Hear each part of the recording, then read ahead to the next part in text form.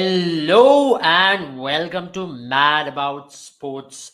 We are here to talk about the World Cup and what a crazy quarter-final games did we have. Some Nobody could have predicted the way it turned out to be. Some of the hot favorites are on their way back home. Some big upsets have taken place. Argentina have progressed into the semi-final in a closely contested game with the Dutch team. What a game that was. Leo Messi stepping up once again for Argentina, and there was a lot of heated moments out there. There's some exciting stats also from that game. And for France, they have made it to another World Cup semi-final, second consecutive, and once again, it is a French bulldozer which actually took England apart. England did have their chances, they couldn't just capture those chances and make most out of it. But today we are to talk about the big giants who have fallen from the World Cup. Let's talk about the biggest upset of it all, isn't it? It is Croatia getting the better of the Brazil national team. Croatia making it to their second consecutive semi-final. What a story it has been for the Croatians. Under Zatko Dalic, they have been a team who have really fought with every opposition they have played. In penalty shootouts, they maintained their cent-person record. And boy, oh boy, they really did dominate Brazil as well in the midfield areas. Brazil, at a point in stage in the game, you really felt like they could have actually taken the game home, but it just did not happen. And that's something which you keep seeing it time and time again. Let's look at the match stats to understand how the game did turn out to be, isn't it? It was a 1-all at the end of the extra time because at the end of 90 minutes, it was 0-0. And both the goals came in the extra time. Neymar scoring that beautiful goal where he played 1-2 with his teammate. Got inside the box, got past the keeper, put it behind in the net. And Pet Coles, that deflection came through. It was a brilliant counter attack from Croatia in the dying moments of the game, and they put the goal in. So it was 1-all goal leading into penalties, and there the man Livakovic once again stepped up for them. The last World Cup it was Subasic, and this World Cup it's Livakovic for the Croatian national team. Look at the stats. Let's look at the stats, right?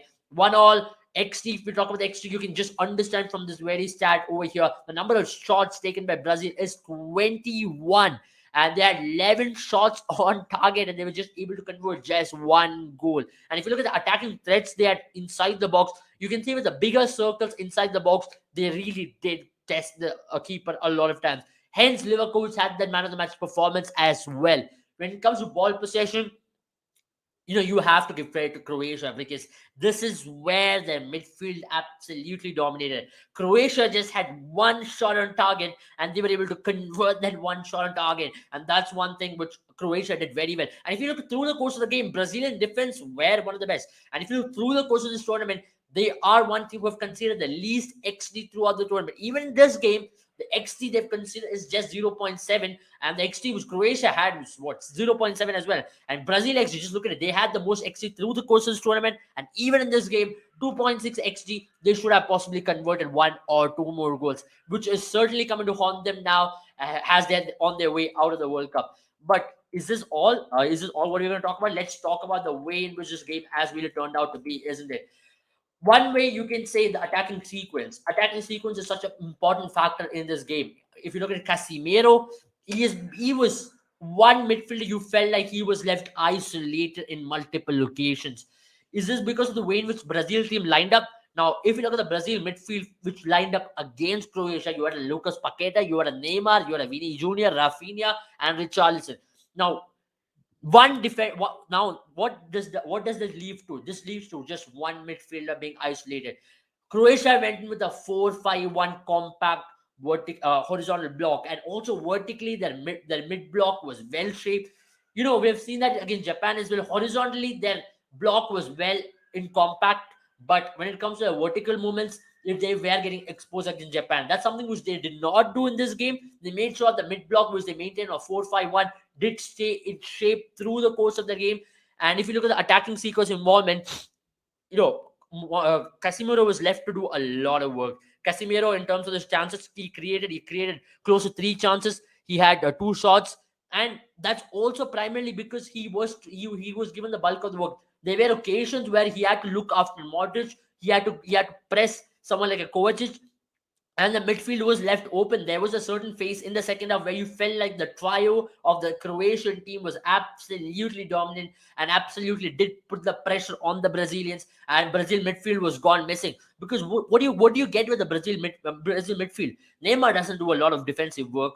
Neither does Lucas Paqueta. But that's where someone like Croatia, when it comes to the Croatian team, you have a Brozovic, you have Kovacic, you have a Modric, who will give you that extra bit of defensive work rate.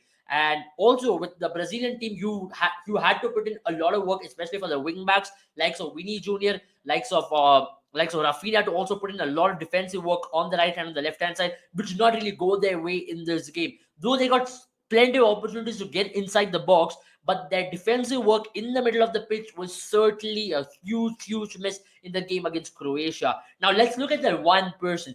It's been a beautiful story for Luka Modric. I can't possibly pick out one midfielder in the world who has gotten better and better with every game he plays, and that's just Luka Modric. He's the definition of getting better as he's playing. He's a definition of an age-old wine, where it's just beautiful to watch him every time he steps on the field. Look at the number of touches he had. He had close to 139 touches in the field, and he was defensive. He was dropping deep. In terms of his progression onto the upfield was very good. He had a fantastic game in terms of every aspect. Look at his passes, right?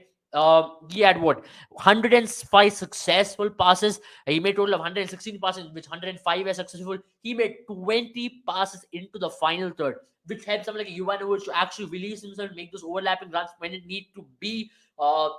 He was linking up pretty well with Pasalic. Pasalic also in this particular game was marking someone like a Danilo who was cutting in space. So it was a complete game from Luka Modric. His involvement, his composure in the middle of the park, him trying whenever the Brazilians were trying to apply pressure on him. Now, when you talk about the Brazilian team, they press on trigger moments. They are a team who are big on the zonal pressing, but then the absorption of pressure from Luka Modric, Kovacic, and Brozovic was exemplary. Let's look at the passing lanes, right? Let's look at the passing lanes, the reception of balls. The passing network of Croatia was very simple.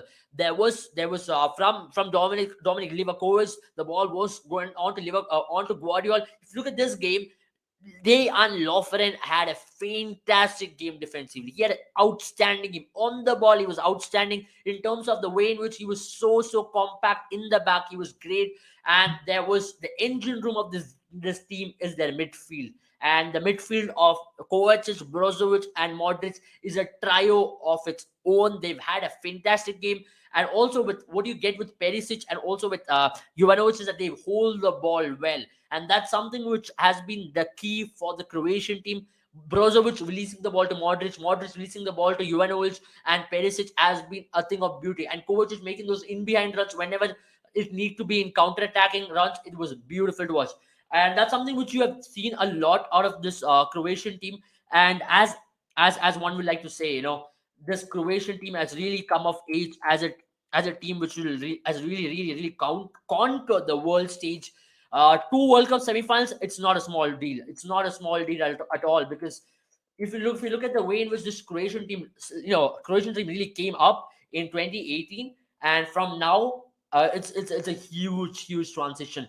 Now, I'd like to take you back to the way in which how Brazil also played, but to talk about Croatia for a moment, this was almost the same team which lined up against Brazil in 2014. So the experience in this team has been exemplary. Now let's look at the Brazilian passing network. How did Brazil go about it? How were they able to control the midfield? Now, if you look at Casemiro, in usual circumstances, Casemiro will be your deepest line midfielder. But in this team, because you needed a midfield to absolutely control the game and also do the defensive work, right, he had to play a little upfield. And hence, Danilo had to cut infield and to play as a second midfielder in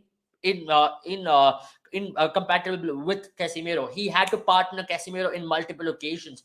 But Casemiro, he did have a very good game. How was their passing network like? They did have Danilo do a lot of work. They had to release the ball to Neymar in multiple occasions. When it comes to Vinicius Jr., he did have a lot of moments in the game. But then one thing was Jovanovic did keep him quiet well.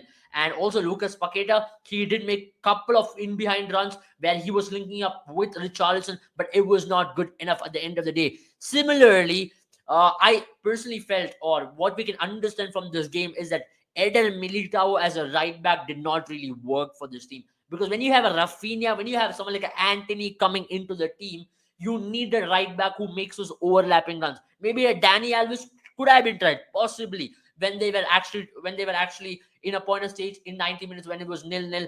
If they wanted something advanced to happen in the right hand region, they should have brought in someone like a Danny Alves.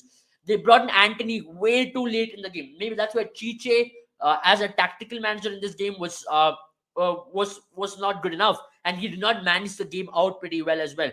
Now they brought in Anthony. What is Anthony's biggest strength? Now, if you look at Manchester United, Diogo Dalot does make those overlapping runs. If you look in Ajax, Mazraoui does make those overlapping runs for Anthony. In this particular game, when Anthony was brought into the pitch, he had Eder Militao do nothing. So Anthony had to stay wide. There was nobody to partner with Anthony on the right hand side. That was not the right way to do. Now they brought in Fred in the 110th minute. Uh, what is Fred's biggest strength? He does the defensive work rate so well. And look at the goal which Brazil considered. They conceded a goal in counter, and that's not the right way to do it, especially in a game where you're 1-0 up, where you have to play out the last 5 minutes. You all understand Brazil likes to play the flair football. They like to take the game onto the opposition, go into the final third. But to lose the ball in a position like that and to concede a goal in the counter in itself is not a good thing. They should have possibly managed the game a lot better, make someone like a Fred stay a lot more deeper, should have possibly killed the game on. Maybe that was Brazil's best possible way in which they could have finished those last 4 minutes and qualified into the semi-final. It did not happen. And hence, Brazil are on their way out. Croatia makes it to another semi-final. Now they'll be facing an Argentinian team who are riding high on momentum. Uh, Croatia once again will be looking to take the game deep into the extra time if the game is a stalemate, because they feel so much more confident when the game goes on to the extra time. Now taking back to the semi-final of 2018, where it was 1-1, even though they conceded a goal in the third minute of the game, they equalized in the 60th minute. The game went on to the extra time, and Mandzukic scored the winner for Croatia. They feel lot more confident once the game goes on to the extra time. And hence Croatia will believe as the game goes longer and longer, they are the team who has got the better chance. But then there's a special mention for Livakovic. What an outstanding game did he have between the sticks and also in penalties. Even though he only saved one proper penalty, because his guesses, he guessed every penalty right. Now, could Brazil have done anything better in penalties? Absolutely. Neymar should have possibly taken that first penalty. Sending in a 22-year-old Rodrigo in a pressure situation like this really did backfire. Hence, the momentum was completely on the Croatian side. Once you're 1-0 down in the penalties, you're always doing the catch-up game. And you're always hoping that the opposition misses or shoots off target. And it just did not happen for Brazil. And hence, they're on their way out. Now, that's it for the Brazil game. Croatia made it to the semi-final. What is another upset which happened? Because this World Cup keeps throwing upsets and some big results at you every single time. Another upset which took place on the second day of the quarterfinal was Morocco versus Portugal. This World Cup keeps throwing you upsets time and time again. It was 24 hours of mayhem in Qatar, 24 hours of intense games which took place in Qatar, and one big result is Portugal are on their way home. The two teams who performed exceedingly well in the round of 16 are the World Cup, and that's what this World Cup has all been about. Morocco becomes the first ever African nation and the first ever Arab nation to qualify into the semi-final of a World Cup. What an incredible story for the Moroccans.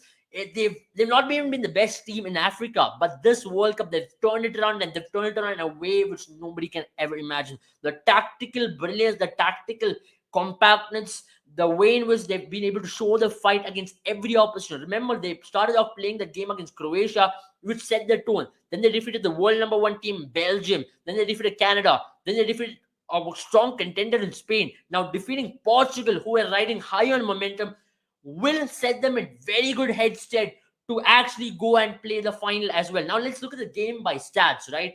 What a game it's been. Now let's look at this game. Morocco scored that one goal, definitely, which means the XG will go up by a certain notch. That's how the XG is calculated. But let's look at the number of shots taken by both the teams. There's not a lot to separate both the teams. Morocco also got a couple of very good opportunities towards the close of play where they were one-on-one with the keeper and they just faltered in front as well. This could have well been a 3-0 game for Morocco as well. Where did Portugal really falter? Let's talk about it. Let's look at the tactical breakdowns as well. But before that, look at the shots on target.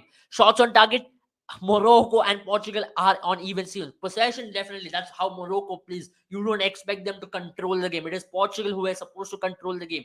Now, could they have done anything better? Let's talk about Bruno Fernandes' involvement in this game today. Bruno Fernandes, fantastic player.